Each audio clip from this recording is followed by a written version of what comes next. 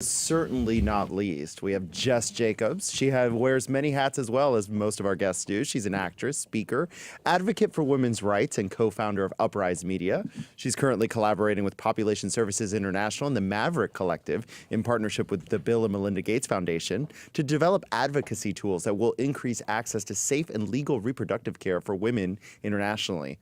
Welcome, Jess. Thank you so much. I'm so happy to be here. Thank you for being patient. You're our last guest. Oh, happily. It was so fun to watch everybody else's interviews. So very inspiring. Absolutely, and you get all the scuttlebutt in the green room, That's don't right. you? That's so right. So tell us about the work that you do. Sure, absolutely. So I'll start with Uprise Media, which is a nascent media production company. We work in film, TV, and digital content. I co-founded that with Audrey Rosenberg, who's been an independent producer in the industry for a while. Both of us perceived a real space for content which is more, I guess you could say, like accurate or authentic to the experiences of the people that they represent. So I think we see a lot of stereotypes in media. We see a lot of underrepresented communities. And we saw a space where there could be stories that were told with more authenticity and more collaboration with those communities. And legal reproductive care. That's a hot button and issue. legal reproductive care, so there's that too. So I tend to be very reticent about this issue because if you haven't noticed, I am a man. Yes. Well, good. I'll have some space then to speak out. So I'm going to hand over the keys to you so you can tell us about this. Is this thing on? Yes. So here we are, it's 2017. We're still fighting for access to contraception. We're still fighting for access to safe and legal abortion care for women who need that as an option. And it's sort of absurd. We're like one of the only developed countries in the nation that doesn't have health care that is sort of universal and doesn't have access to these types of care. And I think that the thing that that I personally really think is important here is that there's an economic imperative to women having access to this kind of care. Countries which give women contraceptives, which educate, properly about sex and reproductive issues. Those are countries which have economic successes because their women are able to enter the workforce at the time that they want to. They're able to grow their careers, grow their businesses. They're able to be in leadership the way that Audrey and I are. Audrey and I have choices about, we've been able to do that because we live in New York. And obviously, you're working with someone who has received the backing of the Bill and Melinda Gates Foundation. Yes, that's right. So it is. Bill and Melinda are huge advocates for women's rights and reproductive care, and they're incredible people. PSI is an organization out of DC, which works in healthcare around the world. They operate in 69 countries. I'm focusing actually right now in Côte d'Ivoire with them. So we're developing a pilot program to give women, adolescent girls, so 15 to 24, access to contraception, access to education, referrals to youth-friendly clinics, and then also a space to think about their lives and how their sexual and reproductive health fits into that, as opposed to having it as something separate from their sort of daily experiences. Interesting.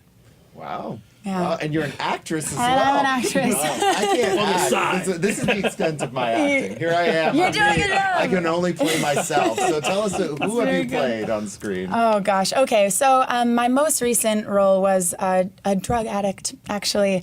So it's a very film. glamorous drug addict. Very glamorous drug. I wasn't. I mean, when you see, I got down to 128 pounds. I died. My hair was black, like not looking so cute. But it was an incredible experience. It's called Butterfly Caught. It'll be out soon.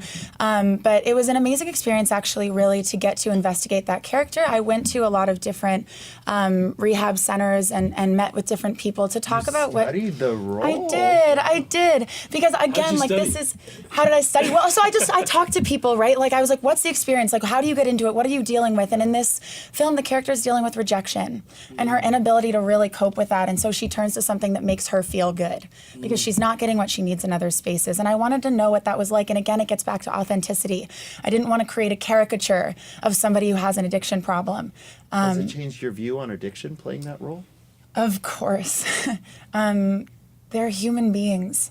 It's a human disease. It's something that I think we stigmatize. I know that we stigmatize in this country. And it's really sensitive. There's a lot of different factors at play, and there are certain. I think that the reactivity was something that I didn't consider. How one tiny thing can start a chain of events for somebody who's really on the edge in those circumstances. So you're an advocate. You call yourself an advocate. Besides women's issues, what do you feel is important public policy we should be talking about? Oh my God, I think that the immigration ban is an atrocity. I think, and actually, so. Look, we try to keep it apolitical. Yeah, so it's yeah, about, yeah. Economic empowerment. Okay, all that stuff. No, that's good. I mean, I think that I would like to speak to the Muslim issue. I think just because I think it's media related.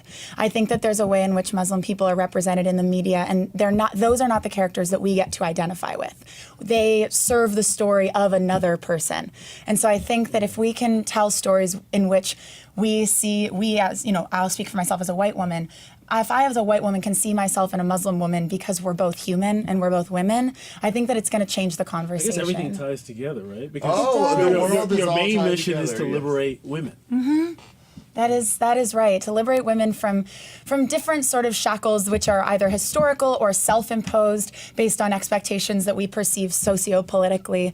I think that you brought up economic empowerment, right? I think that women in leadership is a really important thing to have. If we have women speaking at the same degree that we have men speaking currently, we'll see a lot more equality in the way that different sort of things are happening in our country. Help manage that void that you talked about before. That Absolutely. So many people face. Absolutely. Yeah, opportunities. I think that we can grow opportunities.